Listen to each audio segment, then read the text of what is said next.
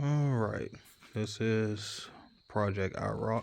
I've been getting a lot of inquiries about this car on the build. So this car is a small block Chevy twin turbo. It's on an MSD 6AL-2 programmable ignition, blow through carburetor. It's on pump gas. This car should see somewhere around 700 on pump gas. It's an 8-to-1 compression engine, low compression because of the big cylinder heads. This has flat top pistons, factory forged crank, and forged rods.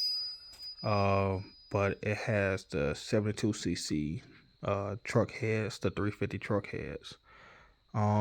This car was originally a 305 throttle body injection car. There'll be 2 other videos, one about how to set up an ignition like this, and one on how to swap over TBI cars to carburetor. So the little backstory about this car is a customer bought this motor from a guy. The guy said it had, big cam, supposed to be a high horsepower street motor. Ended up being a pile of junk. Not saying no names. Anywho, now this engine is a 8-to-1 compression engine. That's what it was when it came to me. Pretty much all internals are still the same, other than the rods and pistons. But as it came to me, the cam is a Howard's cam. Is the flat tappet Howard's turbo cam. Do not have a part number. This carb hat is Holley's Low Pro carb hat, and as you can see, it fits really tight right above the needle seat. So it is a really tight fit. Because of the twins, and if anybody knows, on F-body Camaros, 3rd and 4th gen, the radiators are slanted. Because the twin turbos ran a large charge pipe through the middle. So, and it's just sitting there for mock-up purposes for the video. I have to finish up the intercooler pipe. Well, not the intercooler piping, but the rest of the charge piping. So anyway, for the radiator, I had to go tucked. And in this case, I used a 2-core Mustang Fox body radiator. I do not know exactly what year, but I do remember it is a Fox body radiator. I could have fit a bigger radiator in here if I was to relocate the transmission cooler to somewhere under the car or towards the rear, but I wanted to keep the transmission cooler up towards the front. My alternator and power steering brackets have been changed from the big bulky GM styles to these ICT billet alternator bracket and this ICT billet power steering bracket. This setup is used for electric water pump. They will work on a short neck water pump. I do not know about a long neck, but on a short neck, you do have to cut these spacers they give with you that goes here and the lower one there. You will have to cut those because they are a little bit too long for the bolts and it won't fit. I haven't cut these yet because I am going to a single wire alternator. That's gonna fit differently in that spot. This car has an aftermarket Summit balancer with 60 degrees worth of timing written on it, with the adjustable timing pointer. It's down there in the bottom. You probably can't see it. Main feed oil lines come out of the front of the block out of this oil plug up here, and that's just a 1/8 MPT National Pipe Thread fitting to a T, and the lines are just regular steel braided lines I got from a hydraulic shop that goes -4 for these turbos to -4 to a 1/8 MPT fitting for this setup. The turbos itself are max spinning rods. Most people say they're junk. They're nice eBay turbos. I actually like them. They're pretty good quality for everything I've seen. They're about as good as a Turbonetics Turbo from 2007. So really good quality. My wastegates are VS Racing, also my blow-off valves. I end up going twin blow-off valves because twin turbo, extra air. So I take it that it's gonna need the extra air getting out too. So I don't have any surging. And that's pretty much it on the engine side of it. Other than, Victor Jr. intake, and as I've stated before, the 750 CSU blow-through carb. The ignition side of it uses a $100. It's not eBay. It's a Summit coiling cap and the GM HEI style coiling cap that came in like the 80s model vets and whatnot. This one does have a MSD coil inside the cap. Just for the little bit hotter spark. The MSD 6AL-2 box that I use controls this coil, so it gets rid of the high RPM misfiring of the coils and the HEIs. The box itself is this part number. So that is the box that I am using. That is my electronics. I will have a video on that about wiring one of these up to an HEI distributor, since there is none online and nobody really shows it. So that is my ignition system in a nutshell. Now fuel. The fuel side of this is -6 lines off the factory hard lines.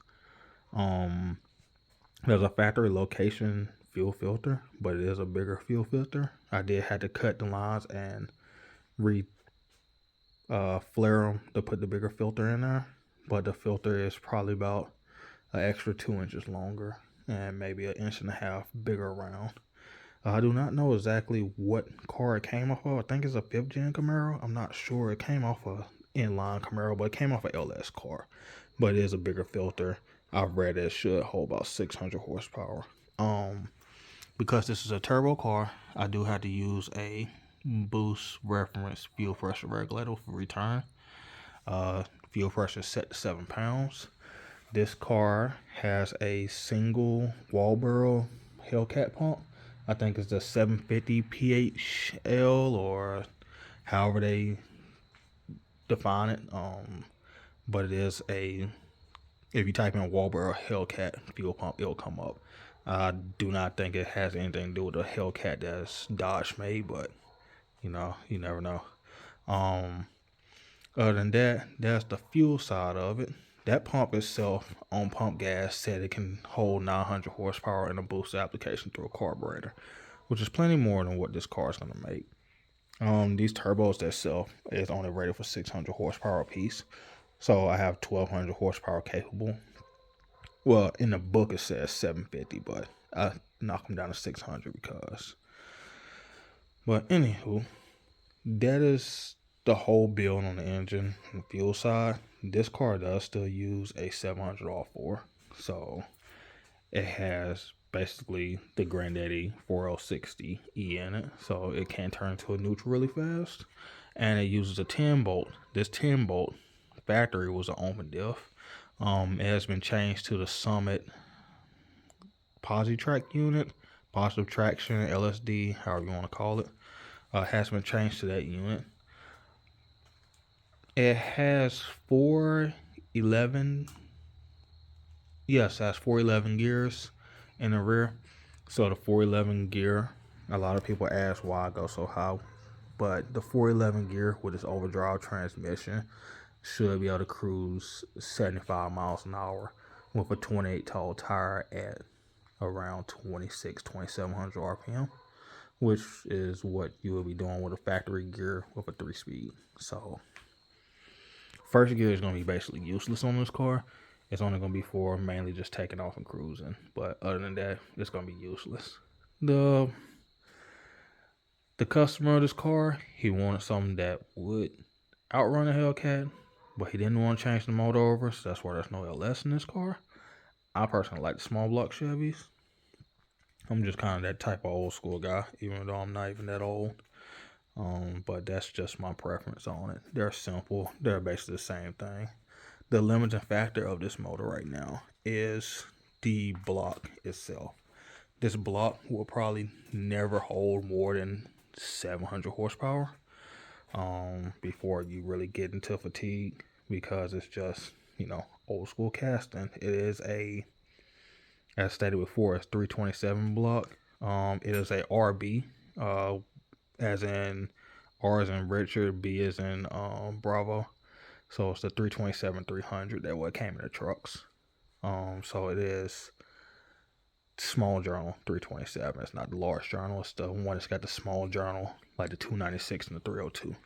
So this engine can turn a lot of RPM, but as a turbo motor, you don't need to turn a lot of RPM. I will put a clip in it of it running. I'm kind of low on fuel in here as I had to drain tank out. And I poured maybe a gallon in here, but I ran through that gallon, getting the carburetor set up and everything kind of fitted to run. But I will have 2 videos coming same day. One on swapping your TBI car, or any type of fuel injected car, but it's going to be mainly set with this Camaro TBI or Silverado throttle body injection to a carburetor. And the simple way to do it, like I did this, and I will have a video on hooking the MSD 6AL-2 programmable ignition to the HEI as like a factory GM HEI, or if you got a Ford and you went to a GM style HEI for the Fords or Dodges, to hook it up to a coiling cap type distributor. So I am gonna make a video on that because I had ran into my problems and I did not know what was going on, and I had to call around to a couple of people till I finally figured it out. But hopefully this is enough information. This is a customer's car, so please ask as many questions as you would like. Anything, and I will try to make a video on it or short about it or reply back to you in the comments. But I do appreciate it. I thank you for watching my video. Hopefully this gives you enough information about the small block, and I will throw in a idle and rev clip at the end of this video. Thank you.